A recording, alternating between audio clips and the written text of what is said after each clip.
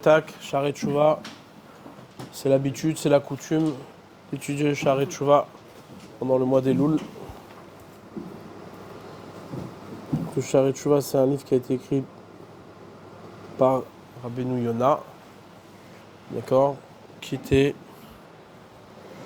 de la famille du Ramban, l'Ahmanide.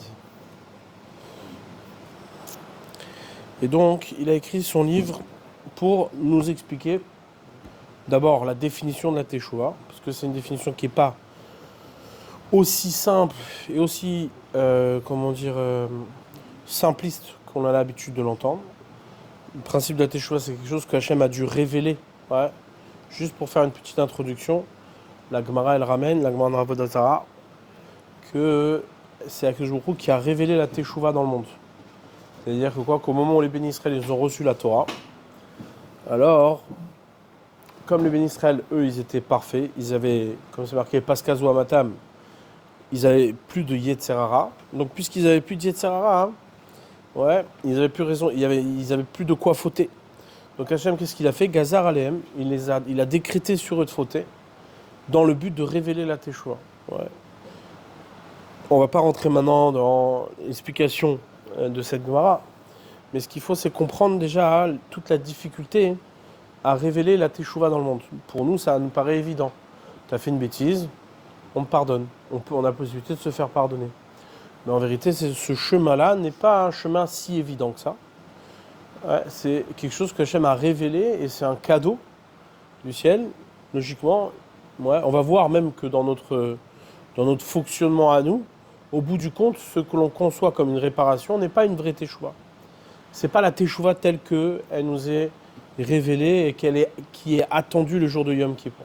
Ouais. Donc on va essayer de voir un petit peu ensemble la définition de la Teshuvah. Pour nous, la Teshuvah, c'est simple. Tu fais une bêtise, il y a une réparation. Or, on voit bien qu'au bout du compte, on ne vit pas vraiment comme ça. Quand quelqu'un fait quelque chose, il l'a fait. Ça y est, c'est fait, c'est fait. Maintenant, qui dit que ça ne va plus jamais exister, ça va disparaître? La Teshuvah, elle va jusqu'à faire disparaître ce que tu as fait. C'est-à-dire, c'est comme si tu l'avais jamais fait. Même des fois mieux, lorsque la Teshuvah elle est complète, ouais, les avérotes, elles deviennent des srouillottes, elles deviennent des mérites. Ouais, elles se renversent en mérite. Comment c'est possible ça? Ouais, ça c'est ce qu'on va essayer de comprendre. Mais dans tous les cas, nous, on ne perçoit pas la Teshuvah de cette manière-là. Pour nous, c'est quoi? On fait une bêtise, c'est pas grave, on vit avec, mais on prend un nouveau chemin. On fait plus, on recommence plus. Ouais. Mais ça, apparemment, la Teshuvah, c'est pas suffisant. Il y a quelque chose en plus. Donc on va lire. Beura Teshuvah veikarea. Mina tovot asher etiv Hashem yitbarach ibroav. Parmi les bienfaits que Hashem a donné à ses créatures. Qui echin lahem aderer la'alot mitor pachat ma'asehem velanus mipar pishem. Ouais, il leur a préparé un chemin pour s'élever, ouais, depuis le lieu où ils se sont rabaissés dans leurs actions, depuis la petitesse de leurs actions, Velanus mi par pichem, et de fuir la poubelle de leurs fautes. Ouais, donc là, ici, il dit quelque chose de très important. Il dit qu'en vérité, quelqu'un qui a fauté, bien, il est complètement enfermé dans son action. C'est-à-dire, ce qui est complètement logique. Quelqu'un qui a fait une faute, on ne peut pas dire non, c'est pas grave, bon, ça va, ça arrive. Non, tu es enfermé dans ton action. Cette action-là, elle te définit, elle t'enferme, et évidemment, elle crée, ouais, une forme de prison dans ce nouveau monde que tu as créé. Malgré cela, Akadosh Baruch Hu nous a fait du bien. Ouais, il a prévu un chemin. Il existe un chemin. Il aurait pu ne pas exister ce chemin, mais Hachem, il a créé un chemin de pouvoir s'élever, de pouvoir sortir de cette nouvelle définition.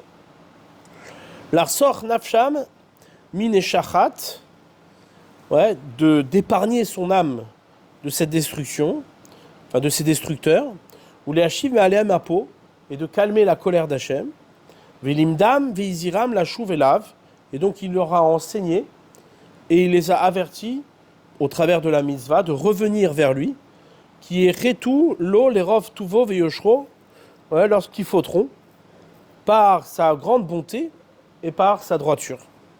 Kiu yada yitzram, car Hachem connaît évidemment leur Yetzer Hara, chez Nehemar, Tov veyachar Hashem, aken yore chataim baderer. Ouais, Hashem, il est bon et droit, c'est pour cela qu'il enseigne aux fauteurs le chemin pour revenir. Donc on voit que quoi? Ce chemin-là, c'est un chemin qui provient d'une mida particulière, qui est la mida d'Hachem, qui est Tov ve Yachar. Akadosh Baruch Hu, il est Tov et Yachar. D'accord? En quoi c'est Tov et Yachar? Le fait de permettre la Teshuvah, ouais, c'est assez simple. Si Hachem il avait créé un monde tel qu'on se l'imagine au premier instant, c'est-à-dire Bemidat Adin, la vertu de rigueur. Akadosh Baruch Hu, il a mis la vertu de rigueur. Rachen Haolam Kayem, comme c'est marqué. Ouais, au départ, il a voulu créer le monde avec la vertu de rigueur. Il a vu que le monde, il ne peut pas durer, il ne peut pas exister. Donc, donc ça, est-ce que c'est une Mida Tova? C'est pas forcément une Mida Tova. Pourquoi? Parce que même si la vertu de rigueur, elle est indispensable à la réalisation de l'homme et au projet divin, malgré tout, ça n'aboutit pas. Donc si ça aboutit pas, c'est pas une Mida Tova. Ouais. Mida Tuvo, par sa bonté, qu'est-ce qu'il a fait? Première chose, c'est qu'il a donné la possibilité de laisser le monde exister, de laisser le monde perdurer. Maintenant, d'un autre côté, c'est bien, mais c'est pas bien. Pourquoi? Parce que tu laisses l'homme dans l'erreur. Tu laisses l'homme dans son erreur. Donc, qu'est-ce qu'il a fait? Il a permis la teshuva. Il a permis que ce temps-là qu'Hachem il te laisse, la faute qu'il te laisse, eh bien, elle peut également se réparer. Ce qui est beaucoup plus profond que ça encore, c'est quoi? C'est que la faute dans laquelle tu te trouves, elle a déjà, comme on dit, Magdim Refoua la Maka, avec le jour où il devance la guérison à la maladie. C'est-à-dire que si l'homme faute, c'est parce qu'il y a réparation. S'il n'y avait pas eu réparation, l'homme ne pourrait pas fauter. Hachem n'aurait pas laissé faire une chose pareille. Donc ça implique pour nous des choses qui sont importantes. C'est-à-dire que lorsque tu fais une mauvaise action, en vérité, cette mauvaise action provient du fait même que tu n'as pas vu le chemin de la réparation. Je répète, ça c'est un point fondamental et très important. C'est-à-dire que la teshuva, c'est quoi? C'est devancer la réparation à la destruction. Nous, qu'est-ce qu'on fait? Pourquoi on faute? Parce qu'on n'a pas vu le chemin de réparation avant la faute. Si on avait vu le chemin de réparation, on aurait dit, bon, à quoi ça sert de fauter? Maintenant, le fait que tu aies fauté, c'est parce que tu n'as pas vu le chemin. Cette faute-là va te révéler le chemin de la réparation. C'est ça qui va te faire devenir plus grand et te rattacher à ce qu'on appelle la vertu de bonté et de yashrut et de droiture d'Hachem. Où c'est qu'on dit ça dans le Télim? C'est marqué Ki imcha aselicha les ma'an tivare. Qu'est-ce que dit le verset? Il dit Ki imcha aselicha, car le pardon est avec toi, les ma'an tivare, afin que tu sois craint. Tout le monde pose la question, il dit ça veut dire quoi? C'est-à-dire qu'on ne craint pas Dieu parce qu'il nous pardonne. Au contraire, quelqu'un qui pardonne, on a tendance à être plus proche de lui et à moins le craindre. Non. C'est-à-dire que la révélation, le fait même que Hachem pardonne, c'est ce qui révèle déjà en amont le fait qu'il y avait une crainte qui précédait la faute. C'est ce qui nous permet à nous de revenir à la crainte qui précède la faute. Parce qu'une vraie teshuva, c'est arriver à cette conclusion-là que cet acte-là, il n'est pas à nous, il n'est pas pour nous, et il ne nous permet pas d'exister, d'être vivant. V'imirbu lipshoa.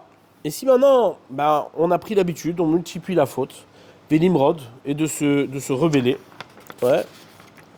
Bogdim bagadou, lo sagar ba'adam dal teshuva. Malgré cela, Hachem ne ferme pas la porte de la teshuva. Chez Neymar, Choupou la chair et Mikou Sarah. Revenez, même pour ceux qui se sont engouffrés dans ce chemin. Venemar, Chouvou banim shovavim, erpa mishuvotechem. Ou encore, revenez, enfants, comment on dit ça? Shovavim. Les enfants. Shovavim, c'est des turbulents. Revenez, enfants turbulents, erpa mishuvotechem. Je vous guérirai, par votre tour. Veuzarnu à la teshuva, mais quand même comme mode Torah. Et la teshuva, c'est quoi? C'est pas simplement que c'est bon, Hachem nous a laissé un bienfait. Veuzarnu, il y a une mitzvah. Ouais, c'est-à-dire qu'on t'a averti là-dessus dans la Torah, dans plusieurs endroits, de pratiquer cette teshuva. Donc si on t'a averti que c'est une mitzvah, c'est exactement comme les autres mitzvot. Elles ont autant de difficultés à être appliquées. De la même manière que tu as une difficulté à appliquer n'importe quelle mitzvah, parce que la mitzvah, par définition et par nature, elle est opposée à ce que tu veux, au premier abord. Au démarrage, elle est forcément opposée à ce que tu veux, puisque c'est un tzivouï, c'est Hachem qui te demande de le faire. Maintenant, la mitzvah de la teshuva, c'est quelque chose qui d'emblée on ne veut pas faire. C'est-à-dire, c'est pas que tu crois que ça y est, c'est bon, je vais voir Hachem, dis-moi, ok, pardonne-moi. Non. C'est-à-dire, en vérité, au fond de nous-mêmes, on ne veut pas faire teshuva. Normal. Si tu as, si tu as fait un acte qui, au bout du compte, t'a plu, ok, tu sais que c'était pas bien, mais ça t'a plu, sinon tu l'aurais pas fait. Ouais. Eh bien, du coup, qu'est-ce qui se passe? T'es attaché à cet acte-là, c'est normal. Normal, t'es attaché. Donc, du coup, comment tu t'en défais? Alors, c'est ça que la Torah vient dire. Je viens t'avertir, je viens te donner la mitzvah. Il va falloir que tu fasses un effort et que tu te contraignes à cette teshuva. Sans cet effort-là, la teshuva est inaccessible. Ouais. Ok. Vidbaer, et donc, nous est expliqué, qui a teshuva mekubelet gam ki yashuva chote merov tsarotav, que la teshuva, elle est reçue, elle est acceptée, gam ki yashuva chote merov tsarotav, même lorsque, le fauteur revient de sa plupart de ses souffrances, kol sheken im yashuv mirat Hashem ve'ahavato, à plus forte raison que s'il revient juste par crainte d'Hachem et par son amour. C'est-à-dire, quand un type il souffre, qu'il a des épreuves dans la vie, ça le remet en question, donc il fait teshuva. Et ça, c'est accepté. Hachem, il accepte ça. Donc, à plus forte raison, quelqu'un qui fait ça par crainte d'Hachem et par amour. Chez Neymar,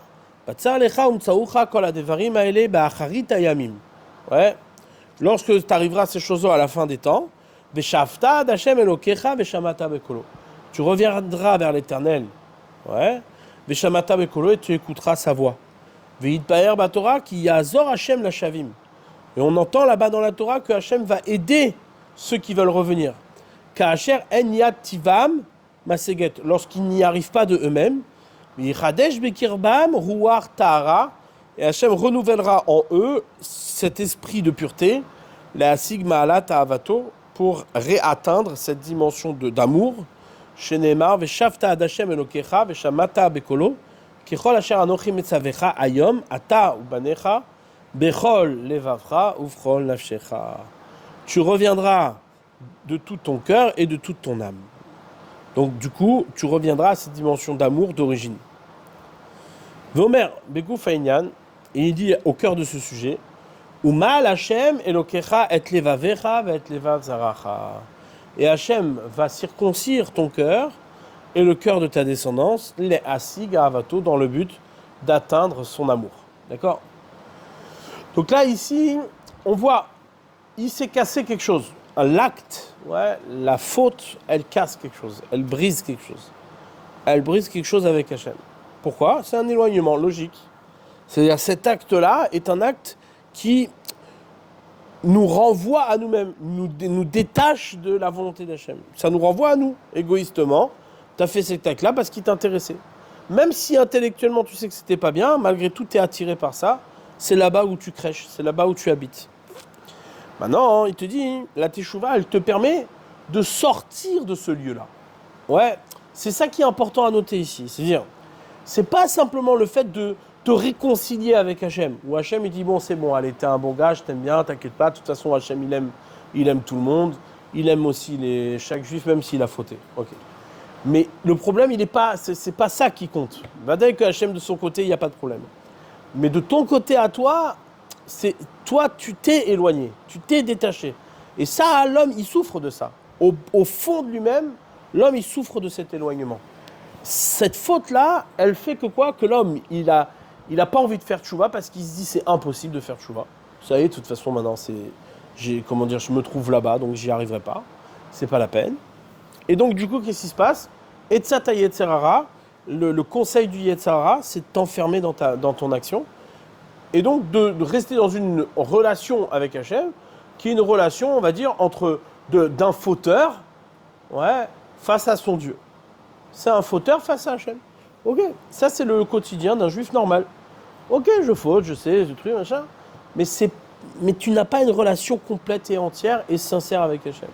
Parce que tu sais qu'il te manque quelque chose. Tu sais qu'il y a quelque chose que tu as cassé. Et là, on te dit non, Hachem il va t'aider. Si toi tu fais l'acte et que tu désires profondément, justement, sortir de ça comme si cette chose-là n'avait jamais eu lieu, alors là, à ce moment-là, ouais, Hachem il t'aide, il va circoncire ton cœur, etc., comme c'est marqué dans le verset, et il va t'aider à faire cette chose-là. Ouais. Ça, c'est la chose la plus difficile en vérité. Ouais. C'est-à-dire quand on y réfléchit, tout le monde est pris par ça. Alors il y a une question. Comment se fait-il que quoi, hein, que Yom Kippour vient après Rosh Hashanah? Normalement, la logique voudrait que quoi? Que tu demandes pardon, et après, tu vas proclamer la royauté d'Hachem. À Rosh Hashanah, qu'est-ce qu'on fait? On proclame la royauté d'Hachem. On reconnaît que Hachem, c'est le roi. Et à Kippour, qu'est-ce qu'on fait? Ouais, on demande pardon au roi. Or, logiquement, qu'est-ce qu'on devrait faire? Tu ne peux pas proclamer la royauté d'Hachem si tu ne lui as pas demandé pardon. Tu es fâché avec lui. Tu viens, tu dis, ouais, Hachem, c'est mon roi. T'es hypocrite. C'est quoi ce... Donc, du coup, qu'est-ce qui se passe? Ouais, normalement, on devrait demander pardon et après proclamer la royauté d'Hachem. Sur ça, la réponse, elle est que quoi? Que non. Qu'en vérité, si tu demandes pardon avant, en premier, ce qui te préoccupe d'abord, c'est quoi? C'est toi. Ce qui te préoccupe d'abord, c'est pas la dimension de vérité. C'est pas cette relation, idéale et parfaite que tu désires.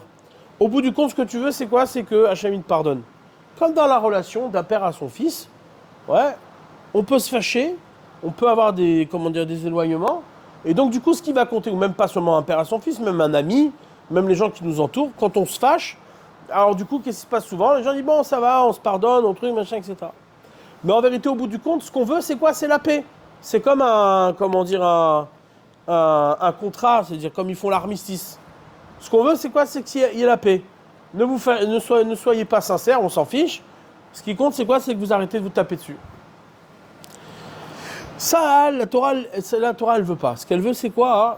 C'est que, d'abord et en premier lieu, ouais, tu reconnaisses la situation idéale, celle que tu désires profondément, là où tu te définis. Et là où tu te définis, c'est quoi? C'est que Hachem, il est roi. Et que ta faute et tes actions n'ont rien entaché à ça. Après, ouais, une fois que c'est clair dans ta tête que c'est ça la bonne situation, alors effectivement, il y a le poids de la faute, tu es encore pris dans la prison de la faute, alors là, tu demandes pardon pour qu'Hachem il t'aide, ouais, à sortir de cette faute-là. Encore une fois, c'est pas que une histoire de conception, c'est une histoire de vision, ouais, une vision de comment tu vois la teshuva. Donc, malgré tout, quelqu'un qui revient juste parce qu'il a souffert ou parce qu'il a peur, c'est compté, c'est valable. Ouais, chez Neymar. Et donc, après ça, il y a une autre dimension, c'est qu'Hachem il t'aide et il te ramène à cet amour d'origine. Veda et sache, qui a choté qu'Hachem il t'acher la chouv mechatato, quand un homme qui faute tarde à revenir de sa faute, irbad alav meod onsho bechol yom. Alors va s'alourdir énormément sa punition chaque jour. Car au fond de lui-même, il sait que la colère d'Hachem est tombée sur lui. Et il a de quoi se sauver. Manos ou Atchouva. C'est quoi comment tu te sauves de ça? C'est la Teshuvah. Mais où Omed, Bemirdo, et malgré ça, ouais, il reste dans sa rébellion. Ve'ino beraato. Et comment on dit ça?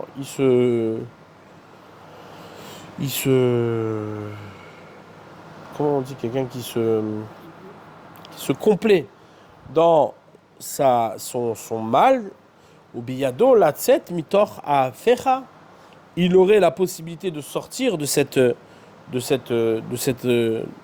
inverse, Velo yagour mipene aaf ve'achema, et qui n'ait plus peur de la colère d'Hachem. Alken ra'ato rabba. C'est pour cela que quoi?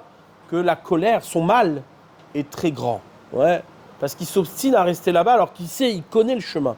Il sait qu'il peut s'en sortir. Quand on parle de Onesh, c'est un indicateur. Quand on parle de la punition, c'est un indicateur.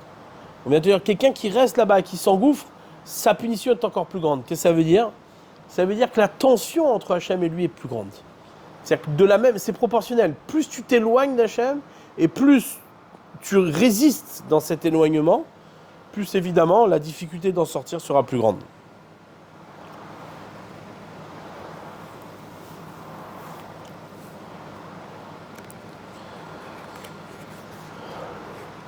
Ve'amrou Rabotenu Zichronanu Livracha, et nos sages nous ont enseigné à ce sujet-là. Mashal lekat shelistim shechavasham ameler bebet ha'asurim. On donne une parabole d'un groupe de voleurs que le roi a attrapé et les a mis en prison. Vechatrou marteret, ils ont creusé un trou. Partout, ouais, ils ont ouvert la porte, ve'ya'avoru, et ils se sont sauvés.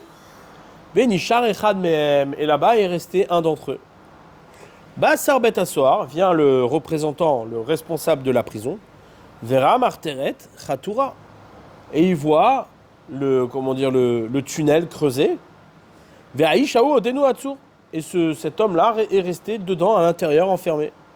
Baya choto bemateu, qu'est-ce qu'il fait? Ouais, le geôlier, il le frappe. Amarlo kesheyom allo amarteret chatura lefanech, espèce d'abruti.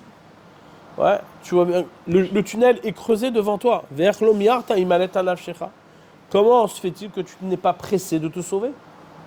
Ouais, c'est-à-dire, il le met devant sa contradiction. Le mec, il était un bon prisonnier. Bah, c'est lui qui prend tout pour tout le monde. Pourquoi? Parce que tu avais l'occasion de te sauver. Maintenant que tu es là, bah, c'est toi qui prends tout. T'es un abruti que de ne pas être parti. Ouais. Pareil pour le fauteur. Tu as une possibilité, tu as un trou devant toi qui est la teshuva, tu le prends pas.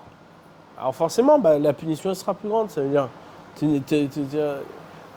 plus qu'une histoire de bêtise. Ouais, c'est plus qu'une histoire que tu punis l'idiot. C'est que tu n'avais pas le désir d'en sortir. C'est-à-dire même ce désir-là d'en sortir, tu l'avais pas. Ouais. Ça arrive souvent dans nos actes. Ce qui se passe, c'est quoi? C'est que quand on fait quelque chose, ouais, arrive un moment donné, on n'a plus le désir de s'en sortir. Ça nous convient tellement. Et c'est ça qu'il faut prendre en compte dans la tête. C'est quoi? C'est qu'on peut être très clair sur quelque chose qui est mauvais pour nous, mais malgré cela, le fait que c'est devenu tellement proche de nous que on veut plus s'en sortir. C'est-à-dire même s'en sortir, on veut plus. Au fond de nous-mêmes, on veut plus. Alors il restera toujours ce désir de s'en sortir, parce qu'on a toujours cette pureté qui nous préserve. Mais malgré tout, plus on s'enfonce, et plus ce désir de s'en sortir s'éloigne.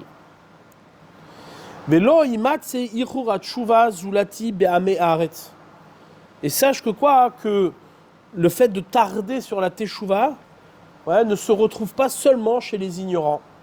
Asherem yeshenim shochavim, ouais, qu'ils dorment et qui restent couchés. Velo yashivu el levavam, ils ne reviennent pas à leur cœur. Velo da'at, velo dvuna lahem, ils n'ont ni esprit ni réflexion.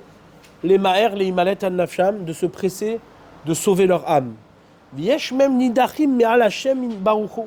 Il y en a qui sont encore plus éloignés d'Hachem. Lo ya'aminu le onesh achet. Ceux-là sont ceux qui n'ont pas foi dans la punition. Il dit non, Hachem, en fait, il s'en fiche de ça.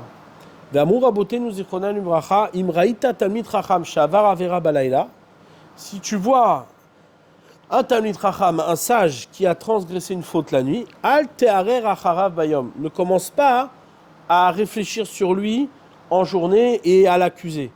Qui bemet vadaï à sa tchouva. Car c'est sûr et certain qu'il a fait teshuva. D'accord?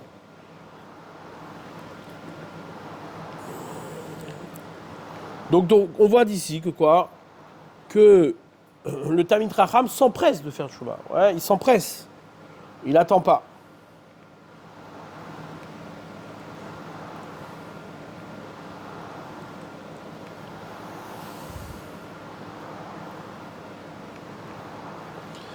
Donc du coup, le fait de tarder, de faire tchouva, c'est propre au Haméharetz. C'est propre à l'ignorant. C'est propre à celui, quand on dit ignorant, c'est pas forcément l'ignorant, c'est celui qui se fait ignorant. Ouais. Celui qui se fait ignorant, celui-là, il tarde à faire tchouva. Par contre, ou encore pire, celui qui dit non, de toute façon, Hachem, il punit pas, ça va, c'est pas... Ouais. Dans notre génération, on peut être tenté à ça. Pourquoi ? Parce que on voit que quelque part, c'est-à-dire, on vit dans un monde où, au bout du compte, on est délaissé. Souvent, ce qui peut se passer, c'est qu'on voit plus d'injustice que de justice. Donc, du coup, on pourrait penser que quoi ? Que ceux qui fautent, bon, ouais, qu'est-ce qu'il y a ? Il leur arrive quoi ? Ouais, il leur arrive quoi ? C'est pas très grave, ça va. On est dans un monde où on accepte que le monde de tolérance absolue, où on accepte que bon, ça va, pas à la fin du monde. C'est là où il faut travailler. Il ne faut pas travailler sur l'attente d'une punition, il faut travailler bechorma. Voilà, c'est ça qu'il dit comme message ici. Ce qu'il dit comme message, c'est quoi ? C'est que le Tamid Chacham, lui, il n'est pas en train de regarder maintenant s'il y a punition ou il n'y a pas punition. Il connaît la gravité de son acte. Il connaît la direction de ses actes. Alors, puisqu'il sait où c'est que ça amène, alors il ne va pas s'empêtrer là-bas, il ne va pas résister là-bas. Ouais. Très bien. On continue encore ce Dalet. Vérod. Et encore. Idbonen bera'at amitacher minatshuva ki rabai. Réfléchissons sur la gravité de celui qui tarde à faire teshuva. Combien c'est grave.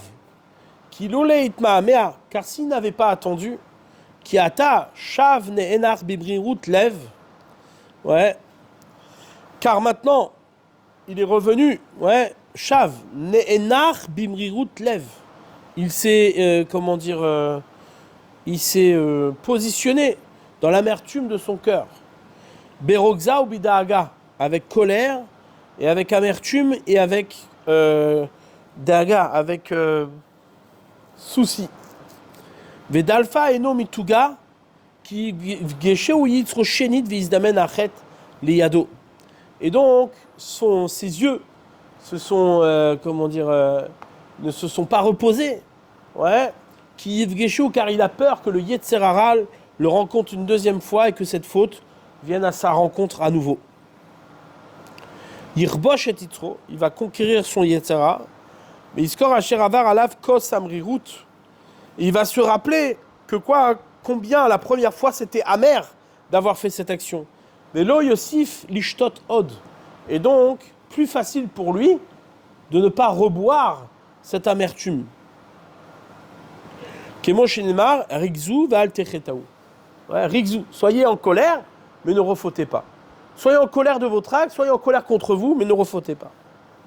Be'u, Rigzu Ve'itztaru Asher Chatatem, Ve'al Techetou Od. Ouais, et soyez en colère et souffrez sur le fait que vous avez fauté, mais ne refautez pas. Kizkir Chetam les Mala Beomro, car on a mentionné leur faute plus haut en disant Tevakshu Chazav Sela. Réclamer le chazav, réclamer la déception. Veyaïd alze apirouche omro, et témoignera sur ce concept-là l'explication de leurs paroles. Rigzu, soyez en colère, miloshon, al tirgezu badarer. Ouais, al tirgezu badarer, c'est marqué là-bas. Hein. Ne vous disputez pas en chemin. Ouais, au sujet des frères de Yosef. Al tirgezu badarer, ne vous disputez pas en chemin. Là, ici, ça veut dire dispute-toi avec toi-même ici. Ça veut dire sois en colère avec toi. Vetartai ergaz. Ou encore dans Chabakouk. Ouais. Et contre toi, je me disputerai. Ve'inyanam atsa'ar ala davar she'avar ve'ala ove. Et donc les sujets là-bas, c'est quoi ? C'est de souffrir sur la chose qui est passée. C'est-à-dire c'est gamberger sur la chose qui est passée et sur le présent. Ve'lo amar yir'u au gourou. Ouais. Là-bas, il n'est pas dit Yérou au gourou. C'est-à-dire, il n'y a pas marqué là-bas que gourou, c'est genre la dispute frontale. Ouais, énervez-vous et battez-vous, genre.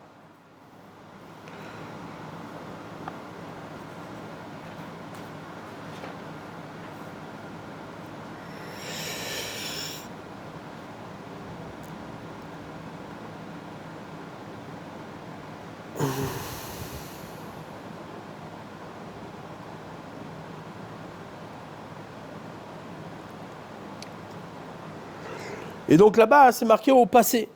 Rixou Melachon, Alterizou Badarer, ça veut dire, c'est marqué là-bas au passé, c'est pas marqué au futur. Ouais. Donc on voit bien que quoi, que cette remise en question, c'est-à-dire, c'est pas maintenant énervez-vous contre le Yetzer Hara qui va venir. C'est énervez-vous contre ce que vous avez déjà fait. Ouais. Et c'est cette amertume-là qui va, vous protéger. Ça, c'est, comme on dit très souvent, quelqu'un qui a fauté une fois, il a plus facile pour lui de ne plus recommencer que quelqu'un qui fait 2 fois, 3 fois et ainsi de suite. Ouais. Mais Kacher, par contre, cette amertume-là, Kacher Yacher la chouve, lorsqu'il tarde à revenir, Bevo arrête les yados lorsque la faute se représente devant lui, il Paul Bemoksho, il va tomber dans ses pièges, Kin Paul Baterila, comme il est tombé au début. Veigdal Avono à Acharon Meod. Et donc sa faute va s'aggraver encore plus dans son dernier exploit. Et son mal va se présenter devant Hachem, qui mereshit lo chashav. Ouais, car au début, il n'avait pas considéré qui pitom yavo a yetzer à sorer alav, car le yetzer lui tombe par surprise contre lui. Achachare asher ra'a dalut kocho, mais lorsqu'il a vu sa faiblesse, asher gavra ya ditro alav, et que son yetzer hara s'est renforcé contre lui, et qu'il a vu que son yetzer hara était plus grand que lui, il y a alav lirot qui parou aou, il aurait dû constater qu'il est faible, qu'il est complètement abandonné à son Yetzera. Mais la chite etzot est donc de poser des conseils, des barrières, benafsho en lui, ou le siva yirat Hashem, et de rajouter la crainte du ciel, ou la pile pardo aléa, ouais, et de renforcer sa crainte, ou la tzila mima arav yitro, et de se sauver de l'attaque de son Yetzera, ou les shtamer mais avono, et de se garder de sa faute. Va marche le mot alav shalom. Que Kelev Shav al-Keo, Kessil Shone Be-Ivalto. Ouais, comme un chien qui revient sur son vomi, un idiot répète sa bêtise. Be'ero, ils nous ont expliqué qu'il y a Kelev Ochel Dvarim Nimasim. Un chien mange des choses qui ont pourri. Mais Kacher Yekiem, et lorsqu'il est vomi, Nimasim Yoter, elles sont encore plus pourries. Veushav Aleem Leochlam, et malgré ça, il revient vers cette nourriture-là pour la manger. Ken Inyan Aksil, ainsi est le sujet de l'idiot, qui a assez mégouné que lorsqu'il fera un acte mauvais, pas bon, et Kacher Yishnebo, et que lorsqu'il va le répéter, mégouné Yoter, il sera encore plus mauvais. Kacher Bernou, comme on l'a expliqué.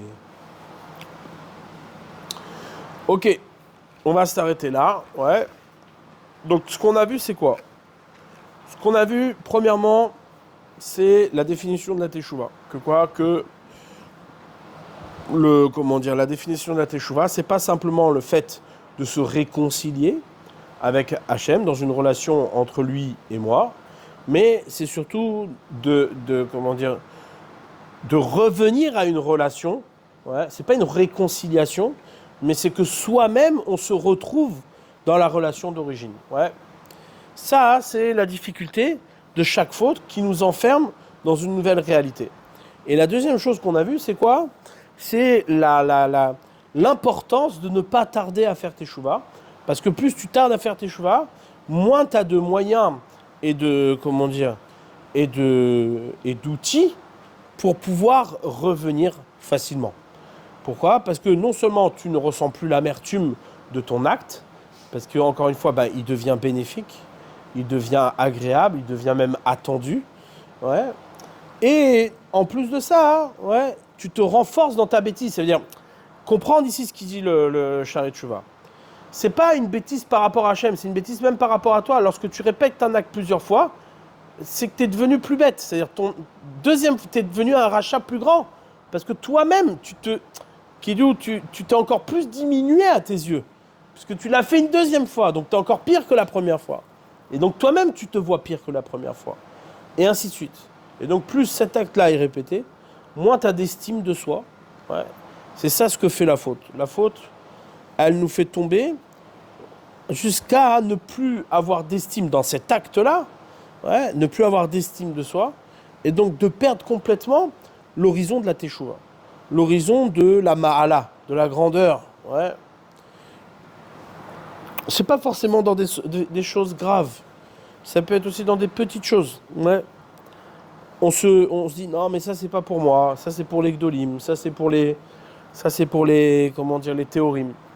Et donc du coup ben on s'exclut d'une possibilité d'être plus grand et de grandir. Ouais, ça c'est tout le fonctionnement même de la dérive et de la faute. Ok, donc on s'arrête là et on continuera demain avec Hashem. Ot hey.